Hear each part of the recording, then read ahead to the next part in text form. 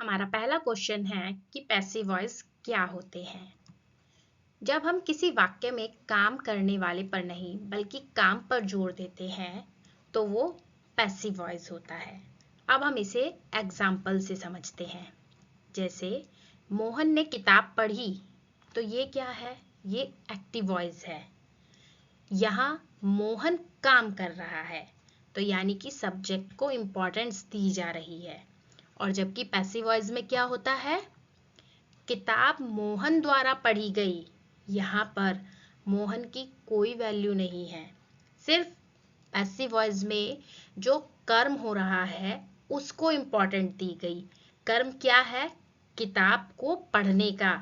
किताब कर्म है, किताब को पढ़ा जा रहा है, तो यहाँ पर किताब पर जोर है।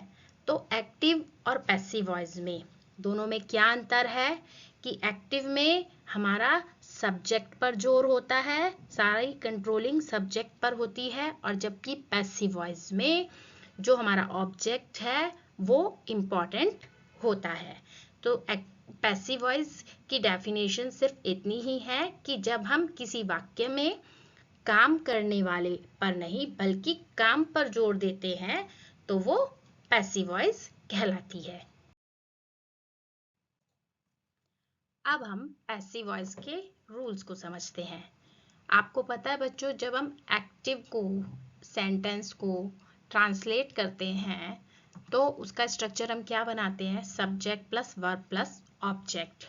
अब हम पैसिव वॉइस के रूल को इस स्ट्रक्चर के माध्यम से समझेंगे। ये तो हो गया आपका एक्टिव वॉइस का स्ट्रक्चर। अब पैसिव वॉइस का स्ट्रक्चर क्या बनेगा? पैसिव वॉइस का स्ट्रक्चर बनता है object plus helping verb plus past participle plus by subject. अब इसको समझ लीजिए कि ये सब क्या है। जब हम एक्टिव वॉइस से पैसिव वॉइस को कन्वर्ट करते हैं तो ये जो हमारा सब्जेक्ट है ये उठकर ऑब्जेक्ट के प्लेस पर चला जाता है। ऑब्जेक्ट है ना ऊपर एक्टिव वॉइस का, ऑब्जेक्ट के प्लेस पर चला जाता है और उससे ठीक पहले बाई लिखा जाता है, और जो आपका ऑब्जेक्ट है वो आपका सब्जेक्ट के प्लेस पर चला जाता है। एक पहला चेंज तो ये हो गया कि सब्जेक्ट और ऑब्जेक्ट जब हम पैसिव वॉइस बनाते हैं तो अपने प्लेसेस चेंज कर लेते हैं। दूसरी चेंज क्या है कि जब हम पैसिव वॉइस बनाते हैं तो हेल्पिंग वर्ब का प्रयोग अकॉर्डिंग टू टेंस जरूर करते हैं। तीसरा चेंज क्या है कि जब हम पैसिव वॉइस बनाते हैं तो वो हमेशा पास्ट पार्टिसिपल का यूज करके बनाते हैं। अब यहाँ पर क्वेश्चन जनरेट होता है कि ma'am what is past participle. तो चलिए अब इस डाउट को भी क्लियर करते हैं। अब हम पास्ट पार्टिसिपल को समझते हैं। बच्चों आप सभी को पता है वर्ब की 3 फॉर्म होती हैं, वर्ब की फर्स्ट फॉर्म, सेकंड फॉर्म और थर्ड फॉर्म। वर्ब की फर्स्ट फॉर्म को इन्फिनेटिव बोलते हैं, सेकंड फॉर्म को सिंपल पास्ट बोलते हैं और थर्ड फॉर्म को पास्ट पार्टिसिपल बोलते हैं। वर्ब की सेकंड फॉर्म को सिंपल पास्ट क्यों बोलते हैं? क्योंकि ये केवल पास्ट टेंस में ही इस्तेमाल होती है। और जो वर्ब की थर्ड फॉर्म होती है उसका एक नाम पास्ट पार्टिसिपल भी है।